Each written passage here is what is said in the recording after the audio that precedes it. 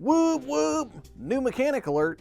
We've just seen a couple previews of one of the new mechanics in the upcoming Lorwyn Eclipsed set, so let's check it out and see if it's any good. The new mechanic is called Blight, and it's a drawback mechanic that puts -1/-1 counters on creatures. We've already seen it being used on cards in a couple different ways, which I find really interesting.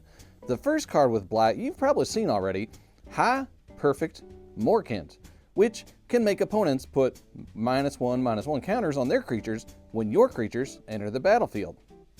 Yes, mommy. The second card previewed with this mechanic is called Dose of Dawnglow. It's a 5-mana black instant that puts a creature from your graveyard back onto the battlefield. It says, then, if it isn't your main phase, Blight 2, which means you have to put 2 -1/-1 counters on a creature you control. We've seen mechanics like this before with drawbacks or advantages, depending on how you use them.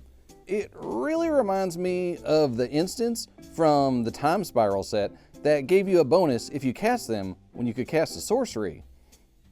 Anyone here remember Careful Considerations? No? Just Magic Boomer Sullivan? Okay then. This was also a keyword called Addendum in Ravnica Allegiance. Blight also reminds me of the completed Planeswalkers that could be cast for cheaper but would enter with fewer loyalty counters. I generally like mechanics like this that give you multiple ways to use them, maybe at a cost, maybe just as an ability to hurt your opponents. So here are two cards using the same mechanic in very different ways, and that's awesome.